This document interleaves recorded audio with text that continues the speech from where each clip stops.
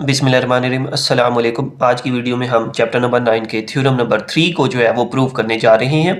ठीक है, तो मैं आपको उर्दू और इंग्लिश दोनों मीडियम में जो है वो एक एक पॉइंट क्लियर करके समझाऊंगा। तो मेक श्योर करना है कि आपने वीडियो को कंप्लीट देखना है ताकि आप कोई भी पॉइंट, कोई भी जो कंसेप्ट है थ्योरम से रिलेटेड वो मिस ना कर पाएँ। तो अब हम टाइम वेस्ट किए बगैर थ्योरम की स्टेटमेंट की तरफ चलते हैं। Perpendicular from the centre of a circle on a cord bisect it. ये हमने प्रूव करना है कि दायरे के मरकज से किसी वितर पर अमूद इसकी तनसीफ करता है। तनसीफ का मतलब होता है दो इक्वल पार्ट्स में डिवाइड करता है। ठीक है जी। तो सबसे पहले हम इस स्टेटमेंट का जो रफ सा मतलब है ना वो समझते हैं। ठीक है, कि मेरे पास बेसिकली एक सर्कल है। ठीक है जी, और perpendicular from the centre of a circle on a cord, एक कॉर्ड है। ठीक है, ये कॉर्ड आ गई।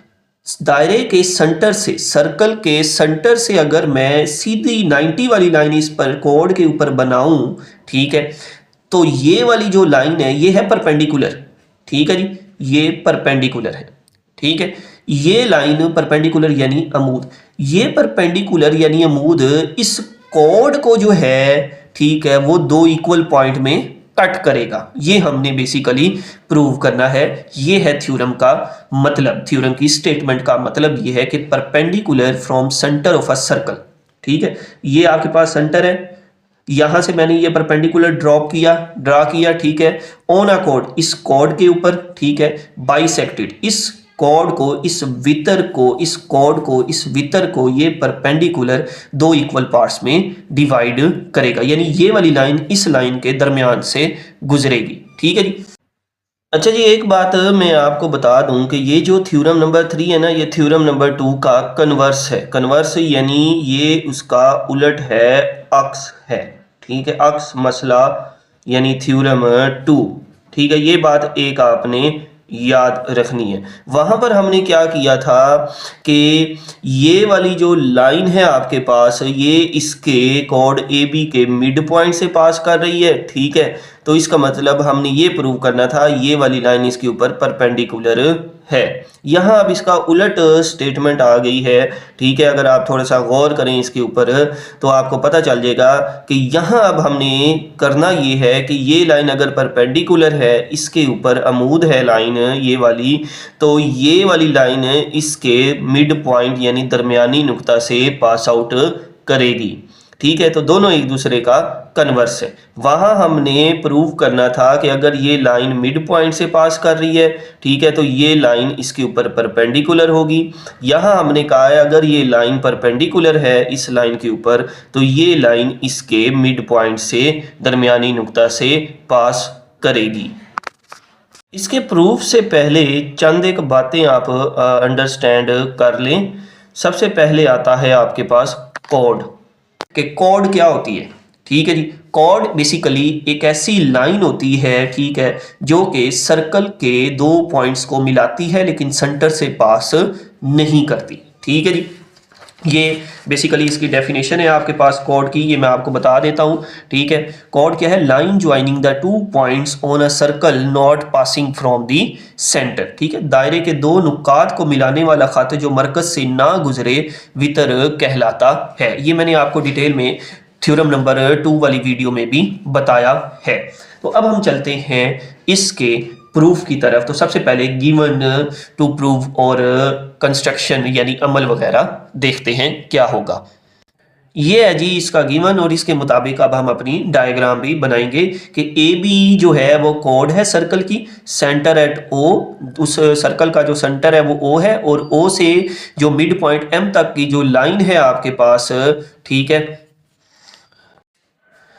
ये है जी इसका गिवन कि A B is a chord of a circle, कि एक जो दायरा है ए बी उसकी क्या है? कॉर्ड है। ठीक है, जिसका सेंटर ओ पर है और ओ एम परपेंडिकुलर है ए बी के। अब स्टेप बाय स्टेप जो है वो मैं डायग्राम बनाता हूँ। ठीक है जी, तो सबसे पहले हम क्या करेंगे, एक सर्कल ड्रा करेंगे। आपने सर्कल बनाने के लिए कंपास का यूज करना है ताकि आपके पास सही सर्कल बन सके। ये जी मैंने एक सर्कल जो है वो बना लिया। ये है जी इसका सेंटर ओ। ठीक है जी, अब मैं एक कॉर्ड ड्रा करता हूं ए बी वाली। ठीक है जी, ए बी एक कॉर्ड ड्रा करेंगे, वो मैं यहाँ पर कॉर्ड जो है वो ड्रा कर लेता हूँ इस तरह से। ठीक है जी, ये मैंने कॉर्ड ड्रा कर ली। ठीक है, इसको हम नाम दे देते हैं ए बी का, वितर यानी कॉर्ड ए बी। अब हम क्या करेंगे कि ओ से इस कॉर्ड ए बी पर परपेंडिकुलर ड्रॉ करते हैं। ठीक है, आप चाहे तो सीधी लाइन भी लगा सकते हैं, ठीक है जी, और अगर आप चाहें तो इस तरह से डी रख कर भी 90 का एंगल जो है वो आप बना सकते हैं। ये आपकी चॉइस है, ठीक है, कि आप चाहे तो ऐसे डी रख के बना लें परपेंडिकुलर, या फिर आप सीधी स्ट्रेट लाइन जो है वो लगा लें, ठीक है, स्केल की मदद से। ये मैंने स्केल से जो है वो एक परपेंडिकुलर ड्रा कर लिया ओ से, जो कि ए बी को कट कर रहा है एम पॉइंट के ऊपर। ठीक है जी, ओ एम वाली जो लाइन है वो ए बी पर परपेंडिकुलर है। ठीक है, ये है जी इसका टू प्रूव, यानी जो हमने प्रूव करना है कि m is the mid point of chord A B. ये लाइन जिस लाइन पे इस लाइन को कट कर रही है m पॉइंट के ऊपर, ये m हमने प्रूव करना है ए बी का दरमियानी पॉइंट है, मिड पॉइंट है, वस्ती नुक्ता है। यानी हमने ये प्रूव करना है a से लेके m तक का डिस्टेंस और b से लेके m तक का डिस्टेंस दोनों क्या है आपके पास, सेम है। अब हम चलते हैं कंस्ट्रक्शन की तरफ। ये उर्दू में भी मैंने लिख दिया है। ये हम जो है वो कंस्ट्रक्शन लिखेंगे कि join A and B to the centre O, कि ए और बी, ये वाला ए पॉइंट, ये वाला बी पॉइंट, ठीक है जी, ये इनको हमने जो सेंटर है ओ उसके साथ मिलाना है। ठीक है जी, तो ये मैं डायग्राम कंप्लीट करता हूँ, डॉटेड लगा देते हैं इसको। ठीक है, ये आप सॉलिड भी लगा दे तो उससे कोई फ़र्क नहीं पड़ता इतना। ठीक है, चूँकि बुक में भी डॉटेड लगी हुई है तो मैंने भी ऐसे ही डॉटेड लगा दी है। हम इसको जो है वो इस तरह से लगा देते हैं। तो अब हुआ क्या, अब हमारे पास जो है वो बेसिकली दो ट्राइंगल बन गई हैं। अब चूंकि ये वाली लाइन हम गिवन में कह चुके हैं कि ए बी के ऊपर परपेंडिकुलर है, तो इसका मतलब ये वाला एंगल और ये वाला एंगल दोनों क्या होंगे, 90-90 के होंगे। चूंकि ये लाइन इसके ऊपर परपेंडिकुलर है तो जो जाविया बनेगा, एंगल बनेगा, वो 90-90 डिग्री का 90 का होगा। नाउ अब हम अपने प्रूफ की तरफ जो है वो चलते हैं। प्रूफ में हम बेसिकली इन दो ट्राइंगल्स को जो है, ये एक लेफ्ट वाली एक राइट वाली ट्राइंगल, ये बेसिकली अब याद रखना ये राइट एंगल ट्राइंगल हैं। ठीक है, एक ये वाली लेफ्ट वाली, ठीक है जी, जिसको हमने ओ ए एम का नाम दिया है। ठीक है, और ये जो राइट साइड पे बन रही है, ठीक है जी, ओ बी एम, इनके दरमियान 1-1 कॉरेस्पॉन्डेंस लेनी है, ये वाली ट्राइंगल और ये वाली ट्राइंगल। और याद रखना है, दोबारा बता रहा हूँ, ये आपके पास राइट एंगल ट्राइंगल है क्योंकि ये एंगल 90 का है। राइट एंगल ट्राइंगल यानी कायमातुज़ ज़ाविया मुसल्लस है। ठीक है जी, ये राइट एंगल ट्राइंगल को उर्दू में कायमातुज़ ज़ाविया मुसल्लस कहते हैं। ये मैंने सिर्फ समझाने के लिए बनाई हैं। ठीक है, ये जो है वो थ्योरम का पार्ट नहीं है। ठीक है, तो अब हम लिखेंगे जी सबसे पहले स्टेटमेंट और रीज़न। और पहली स्टेटमेंट के लिए हम पहले ये लिखेंगे कि triangle O A M 1-1 correspondence triangle O B M, ये ट्राइंगल की अलामत आपने लाजमी जो है वो लिखनी है। ठीक है जी, तो इस बात का आपने ख़ास ख्याल रखना है कि ये यहाँ पे 1-1 कॉरेस्पॉन्डेंस करनी है, यानी अब हम इनकी एक एक चीज़ जो है वो मैच करने जा रहे हैं।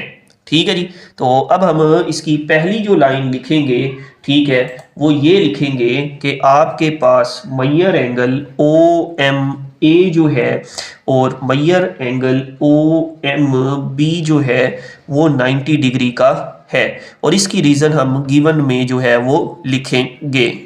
ठीक है जी, यहाँ मैं स्ट्रेट लाइन भी लगा लेता हूँ ताकि फ़र्क रहे दोनों में। ठीक है, तो क्या मतलब इसका कि ओ एम ए, डायग्राम की तरफ आते हैं, ओ एम ए ये वाला एंगल, ये वाला एंगल, ये और ओ एम बी, ठीक है, ये जो दरमियान में यहाँ लिखते हैं ना, ठीक है, इसके ऊपर बेसिकली इस पॉइंट के ऊपर एंगल बन रहा होता है। ठीक है, ओ एम बी जो है वो 90 डिग्री का है, क्योंकि ये लाइन इसके ऊपर परपेंडिकुलर है तो ये वाला एंगल 90 का होगा। ठीक है, और ये हमने गिवन में लिखा है। कहाँ लिखा है जी गिवन में? गिवन में हमने ये लिखा है कि O M perpendicular A B. ठीक है जी, तो ये हमने यहाँ पे इसको लिख दिया। क्लियर हो गया। अब दूसरी बात जो हम लिखेंगे वो ये है आपके पास कि एम ओ ए, ठीक है जी, और इक्वल है MOB, ठीक है, इसको साथ में लिखेंगे हाइपोटेनियस, और हाइपोटेनियस उर्दू मीडियम वाले तो वो लिख सकते हैं वितर। क्या मतलब इस बात का कि O से A का डिस्टेंस, यहां से यहां तक का डिस्टेंस, और O से B का डिस्टेंस दोनों क्या है, सेम है। क्यों? क्योंकि ये बेसिकली सर्कल के रेडियस है। सर्कल का रेडियस क्या होता है, सेंटर से बाउंड्री तक का फासला। जिधर मर्जी चले जाएं ये आपके पास सेम होगा, ठीक है। तो और अगली बात, अब हम कंसीडर कर रहे हैं कि ये ट्राइंगल राइट एंगल ट्राइंगल है, तो ये जो 90 वाला एंगल है, ठीक है, हाइपोटेनियस क्यों लिखा है मैं वो बता रहा हूं, ठीक है, कि ये 90 का एंगल है, ठीक है। 90 के सामने वाली जो साइड होती है राइट एंगल ट्राइंगल में, वो आपके पास हाइपोटेनियस कहलाती है। तो ये भी हाइपोटेनियस हो गया, इसका ये भी आपके पास हाइपोटेनियस हो गया, ठीक है। और इसका जो रीजन लिखूंगा कि ये दोनों वितर यानी हाइपोटेनियस इस राइट एंगल ट्राइंगल इस राइट एंगल ट्राइंगल के क्यों बराबर हैं, क्योंकि ये दोनों आपके पास एक ही रेडियस, एक ही सर्कल के दो रेडियस हैं। तो लिखेंगे radii of the same circle, एक ही दायरे के दो रदास, ठीक है, रेडियाई प्लूरल होता है, ठीक है जी। तो अब हम कहेंगे कि नेक्स्ट बात जो लिखनी है कि आपके पास MOM इक्वल है MOM दूसरी ट्रायंगल, यानी ये कॉमन आ रहा है, ठीक है जी। ये दोनों ट्राइंगल में ये वाली जो साइड है ये मुश्तरिक है, कॉमन है, ठीक है जी। ये जो साइड है ये वाली, ये दोनों में आपके पास सेम आ रही है, जुड़ी हुई है, ठीक है।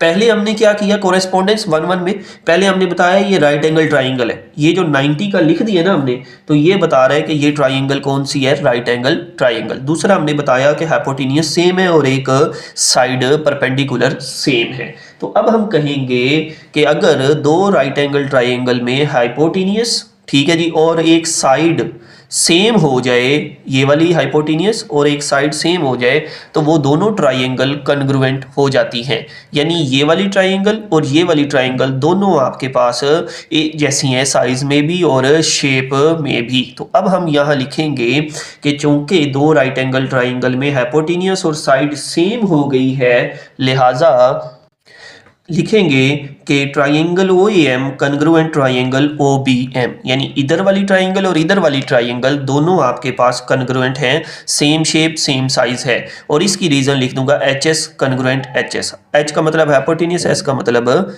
साइड, ठीक है, कि एक हाइपोटेनियस और एक साइड दो ट्राइंगल राइट एंगल ट्राइंगल में कैमा जाविया मुसल्लस में कन्ग्रुएंट हो जाएं तो वो दोनों ट्राइंगल कन्ग्रुएंट हो जाती हैं। अब लास्ट लाइन कि चूंकि ये दोनों ट्राइंगल सेम है, कन्ग्रुएंट होगी, इनकी एक एक चीज क्या है, सेम है। तो इसका मतलब पहले हमने ये बताया ये और ये सेम है, फिर कहा ये दोनों से में सेम है ये वाली साइड, और ये दोनों ट्राइंगल कन्ग्रुएंट हो गई हैं, सेम हो गई हैं, साइज में भी शेप में भी मुतमासिल हैं ये आपके पास, ठीक है। तो इसका मतलब ये हुआ इनकी ये नीचे वाली साइड जो बेस है वो भी क्या होगी, सेम होगी, यानी AM और BM जो है वो आपके पास कन्ग्रुएंट हो जाएगा, इक्वल हो जाएगा। और यही हमने प्रूव करना था कि A से M और B से M का जो डिस्टेंस है वो आपके पास सेम है, ठीक है। तो अब हम लिखेंगे हेंस, हेंस के लिए उर्दू में वर्ड यूज किया जाता है, लिहाजा AM वाली जो साइड है इक्वल है BM वाली साइड के, यानी अब नीचे वाली जो साइड है बेस वो भी सेम है। क्यों सेम है? क्योंकि दोनों ट्राइंगल सेम है, दोनों शेप वाइज भी और साइज वाइज भी सेम है। कन्ग्रुएंट होने का, मुतमासिल होने का जो है वो मतलब ही यही होता है कि दो शेप साइज में भी एक जैसी हैं और शेप तो है ही सेम उनकी, ठीक है। तो इसका रीजन अब हम लिखेंगे corresponding sides of congruent triangle, यानी मुतमासिल मुसल्लसों के मुतनाज़रा इस्रा। अब चूंकि A से M B से M जो है वो सेम हो गया है, ये वाला सेम हो गया है, ठीक है जी, ये वाला जो है वो डिस्टेंस जो है सेम हो गया A से M B से M, तो इसका मतलब ये हुआ कि ये वाली लाइन इस AB लाइन के दरमियान से गुजरी, यानी M क्या है आपके पास मिड पॉइंट बन गया है। क्यों? क्योंकि यहाँ से यहाँ और यहाँ से यहाँ डिस्टेंस ये वाला और ये वाला सेम हो गया है, तो इसका मतलब ये वाला जो पॉइंट आ गया है ना ये दरमियान में पड़ा हुआ है।